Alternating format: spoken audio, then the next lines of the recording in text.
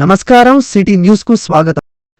ఈరోజు కామారెడ్డి జిల్లా రాజంపేట మండల భారత కమ్యూనిస్టు పార్టీ సిపిఐ మండల సమావేశం నిర్వహించడం జరిగింది. ఈ సమావేశానికి సిపిఐ రాష్ట్ర కార్యదర్శి వర్గ సభ్యురాలు పస్య పద్మ గారు మరియు కామారెడ్డి జిల్లా సిపిఐ జిల్లా కార్యదర్శి ఎల్ దశరథ్ గారు, సిపిఐ జిల్లా సహాయ కార్యదర్శి పి బాలరాజు గారు ఈ మహాసభకు హాజరు కావడం జరిగింది. ఈ మండల మహాసభకు సబ్ అధ్యక్షన మండల కార్యదర్శి బత్తుల ఈశ్వర్ వహించగా, అనంతరం సిపిఐ రాష్ట్ర కార్యదర్శి వర్గ సభ్యురాలు పస్య పద్మ మేడం మాట్లాడుతూ, కేంద్ర ప్రభుత్వము రాష్ట్ర ప్రభుత్వము ప్రజలకు ఇచ్చిన హామీలను నెరవేర్చడం లేదని, కేంద్ర ప్రభుత్వము బీజేపీ ప్రభుత్వం 11 సంవత్సరాల దాటిపోయి 12 సంవత్సరాల దగ్గరకు వస్తున్న కోటి ఉద్యోగాలు నల్లధనం తీసుకురావడంలో పూర్తిగా విఫలమైందని, అట్లాగే నిత్యావసర ధరలు గ్యాస్, పెట్రోల్, డీజిల్ లాంటి ధరలు ఆకాశం అంటుతున్నాయని, ఎల్ఐసి, బ్యాంకింగ్, రైల్వే, సింగరేణి లాంటి అంబానీ ఆదరణలకు అనుసంధానంలో నరేంద్ర మోడీ ప్రభుత్వం నడుస్తుందని ఆమె అన్నారు. మతం పేరుతో యువకులను, నిరుద్యోగులను పట్టించుకోకుండా కుల మతాల మధ్య చిచ్చు పెడుతూ మతాన్ని వాడుకుంటున్నారని ఆమె అన్నారు. కనీసం నిరుపేదలకు వైద్యం, విద్య అందించలేని కేంద్ర ప్రభుత్వం రాబోయే స్థానిక ఎన్నికలు ఓట్లు అడిగి నైతిక హక్కు వారికి లేదని ఆమె అన్నారు. దేశం నుండి అనాథనం తీసుకుపోయి పారిపోయిన వ్యక్తులను మన దేశానికి రప్పించడంలో కేంద్ర ప్రభుత్వం పూర్తిగా విఫలమైందని ఆమె అన్నారు. అదేవిధంగా స్వామినాథ్ కమిటీ ప్రకారం రైతులకు గిట్టుబాటు ధర ఇవ్వాలని, సాగు చేసుకుంటున్న రైతులకు పట్టా, పాస్ పుస్తకాలు తప్పుడు ఇవ్వాలని, అదేవిధంగా రాష్ట్ర ప్రభుత్వం కూడా 2 సంవత్సరాలు గడుస్తా ఉన్న ప్రజలకు ఇచ్చిన హామీలు కొంతమేరకే అమలయ్యా అని, వారి కార్యకర్తలకి ఇందిరమ్మ ఇల్లు, షాదీ ముబారక్ ఇండ్లలోనూ కళ్యాణ లక్ష్మి పెన్షన్లు, రేషన్ కార్డులు ఇస్తున్నారని, ఇప్పటికైనా రాష్ట్ర ప్రభుత్వం నిరుపేదలను గుర్తించి బీడీ కార్మికులకు, నిరుపేద ప్రజలకు పెన్షన్ విధానాన్ని మహిళలకు కొనసాగించాలని, రాష్ట్రంలో పెరిగిన ధరలను తగ్గించాలని, అదేవిధంగా గ్రామాల్లో బెల్ట్ షాపులను తొలగించాలని, అదేవిధంగా ఫర్టిలైజర్స్ విత్తనాలను అరికట్టాలని, రైతులందరికీ రుణమాఫీ చేయాలని కేంద్ర రాష్ట్ర ప్రభుత్వాలను ఆమె డిమాండ్ చేశారు. 6 తేదీన ఆగస్టు మునూర్ కాపు సంగమం కామారెడ్డి వీక్లీ మార్కెట్ సిపిఐ రాష్ట్ర కార్యదర్శి సాంబశివరావు గారు హాజరవుతారని, జిల్లా మహాసభలు మరియు ప్రజా సమస్యలపైన, కార్మికుల సమస్యలపైన మాట్లాడతారని వారన్నారు. ఈ కార్యక్రమంలో సిపిఐ కామారెడ్డి జిల్లా కార్యదర్శి ఎల్ దశరథ్, సిపిఐ జిల్లా సహాయ కార్యదర్శి ఈ బాలరాజు, రాజంపేట మండల కార్యదర్శి బత్తుల ఈశ్వర్, రాజంపేట కార్యదర్శి హనుమాన్లు, బసవన్నపల్లి కార్యదర్శి నాగమణి, అరుగొండ గ్రామ కార్యదర్శి రాములు, కొండాపూర్ గ్రామ కార్యదర్శి మరియు గ్రామాల నుండి మహిళలు, ప్రజా సంఘాలయ సిపిఐ నాయకులు లావణ్య, వస్తావా, రేఖ, మంజుల, సాయిలు, తిరుపతి, శ్యామల, విమల, బాలమణి, రుక్మమ్మ ఈ కార్యక్రమంలో పాల్గొన్నారు.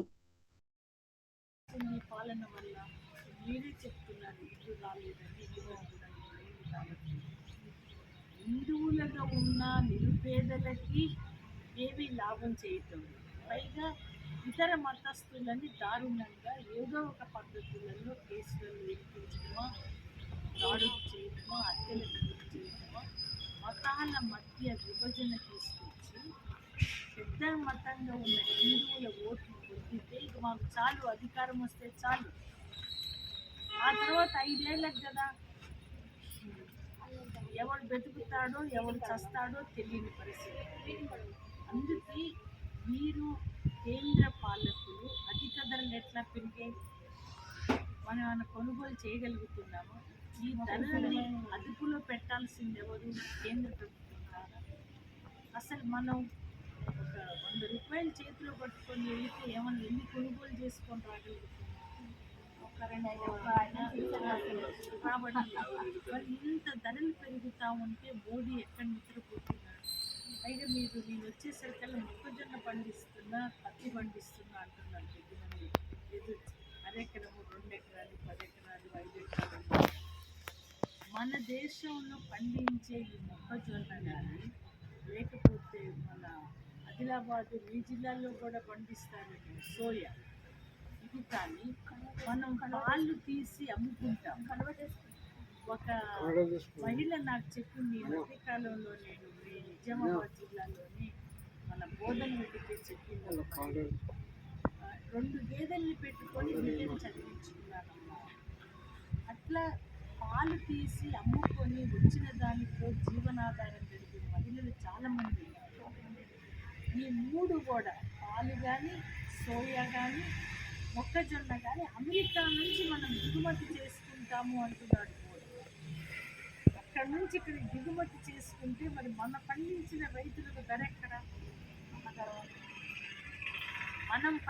మన రైతులు పండించే పంటలకు ధరలు పూర్తిగా దెబ్బతిని మన రైతులు నిరుత్సాహపడి ఇది పంట కాదు, ఈ పంట వేస్తే లాభం లేదు అనే దశకు తీసుకురావడానికి ప్రయత్నాలు జరుగుతున్నాయి. అమెరికాతో అటువంటి వ్యాపార ఒప్పందాలు చేసుకుంటున్నాడు మోడీ. దాన్ని మనం వ్యతిరేకిస్తున్నాం. రెండవది, అసలు చదువుకున్న వాళ్ళకి ఆ అమ్మాయి ఇంటర్మీడియట్ చదువుకున్న చక్కగా అది పాపం కొంత వికలాంగత ఉన్నా కూడా ఏదైనా ఒక జాబ్ దొరకాలి ఆమెకు. ఆ 12 చదివిన అమ్మాయి అవకాశం లేదు. అసలు ఎంఏ, ఇంజనీరింగ్, డాక్టర్లు ఇట్లా చదివిన వాళ్ళకు కూడా ఉద్యోగ అవకాశాలు లేవు. ఎట్లా బ్రతకగలుగుతారు? చాలా మంది ఉన్నారు మేడం, చాలా మంది ఉన్నారు. మా అమ్మాయి ఇట్లా డాక్టర్ చదివించామే ఏమీ లేదు. అదే మరి ఇప్పుడు మన దాదాపు కోట్ల సంఖ్యలో ఉన్నటువంటి నిరుద్యోగులు, ఉద్యోగ అవకాశాలు లేవు. ఎందుకు కల్పించవు అని మన కమ్యూనిస్ట్ పార్టీ పోరాడుతున్నారు. పోరాడకపోతే కల్పించే దశ లేదు వీళ్ళకి. పైగా ప్రతి గంటన్నరకి మన బిడ్డ ఒక యువకుడు ఆత్మహత్యకు గురవుతున్నారని ఉద్యోగ అవకాశాలు లేవు. మరి ఇట్లా చనిపోవటమేనా మన పరిస్థితి? మనం ఎదురు తిరిగి ఎప్పుడు అడుగుదాము, ఎప్పుడు దీని మీద పోట్లాడుదాము, మనందరము ఎట్లా గుమికూడుదాము ముందు మనం అది ఆలోచించాల్సిన అవసరం. మన ఊరున గుమికూడకపోతే, ఇప్పుడు అందుకే నాకు హనుమంతు గారన్నా కోపంగా ఉంది, ఈశ్వరన్నా కోపంగా ఉంది. 10 సభ్యులు ఇంకో 10 పెంచడానికి ఆలోచన చేయాలి కదా. ఎవరైనా మన నుంచి కాంగ్రెస్కి ఇంకో పార్టీతో పోయారు, మళ్ళీ వాళ్ళు వస్తామంటే వాళ్ళని కూడా తీసుకోవాలి కదా. నమస్తే మేడం. మరి నమస్తే, కూర్చో. మరి ఎట్లా ఇప్పుడు పార్టీని ఎట్లా పెంచుకోకపోతే పార్టీ పెరగలేదనుకో అమ్మ, మీరెవరో నేనెవరో, అసలు మీ ఊరికి ఎందుకు వస్తాం పార్టీ లేకపోతే? ఏమయ్యా అనుమానం, ఎందుకు వస్తాం ఇక్కడికి? దశరథ గారు ఎందుకు వస్తారు ఇక్కడికి? మీరు ఇక్కడ ఒకళ్ళకొకళ్ళు పరిచయాలు పెంచుకొని పార్టీ సభ్యత్వం పెంచుకోకపోతే నిరుద్యోగ సమస్య అట్లానే ఉండే, అధిక ధరలు అట్లానే ఉండే, పండించిన పంటలకు మంచి ధరలు రాకపోయాయి. మరి పెద్ద పోరాటం జరుగుతుంది దేశవ్యాప్తంగా. రైతులు వందల లక్షల సంఖ్యలో గుమికూడాము 3 ఏళ్ల క్రితం ఢిల్లీలో. ఈ పాలన కొనసాగించనియమని చెప్పాం మోడీ. అందుకే మొన్న జరిగిన ఎన్నికల్లో మోడీకి పార్లమెంటు సీట్లు తగ్గాయి. 63 సీట్లలో ఓడిపోయారు. ఎందుకు? మనం వీడు మంచిగా చేయటం లేదు అని గగ్గోలు పెట్టిన దాని మీదని ఓటర్లు ఓట్లు వేయలేదమ్మా. డబ్బులు గుమ్మరిచ్చినా వేయలేదు, డబ్బులు తీసుకొని కూడా ఓటేయలేదు.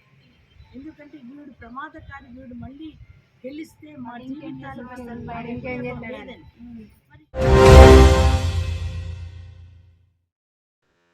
ఈరోజు నిజామాబాద్ జిల్లా ఆర్గుల్లోని పీవీఆర్ ఫంక్షన్ హాలులో ఉమ్మడి నిజామాబాద్ జిల్లా కార్యకర్తల సమీక్షా సమావేశంలో పాల్గొన్న రాష్ట్ర ప్రభుత్వ సలహాదారులు శ్రీ షబ్బీర్ అలీ గారు.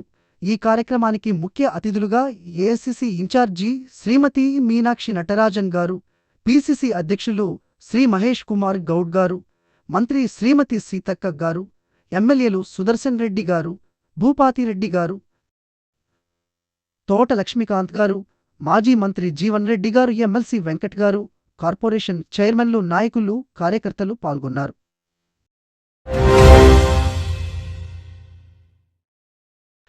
విశ్వావసనామ సంవత్సరం 3వ తారీఖు రోజున శ్రావణ మాసం ఆదివారం ఉదయం బిక్కనూరు శ్రీ సిద్ధిరామేశ్వర ఆలయ ప్రాంగణంలో శ్రీ శివజ్ఞాన ప్రచార సమితి ద్వారా 225వ శివ గీత యజ్ఞము, శ్రీ శివజ్ఞాన ప్రచార సమితి ట్రస్ట్ సంస్థ వ్యవస్థాపకులు మరియు శివారాధ్య బ్రహ్మశ్రీ ముత్యంపేట గణేష్ శర్మ ధర్మపత్ని శారదాగారుల ఆధ్వర్యంలో వారి కుమారులు మంచికట్ల ముత్తయ్య వారి కుటుంబం ఈ యజ్ఞ కార్యక్రమాన్ని నిర్వహించినారు. ఈ యజ్ఞానికి శనిశెట్టి రాజలింగం, శనిశెట్టి వెంకటేశం, శనిశెట్టి సురేష్ సహకారాలతో నిర్విఘ్నంగా ఈ యజ్ఞ కార్యక్రమం మరియు అన్నదానం ఒక ఘనంగా జరిగినది.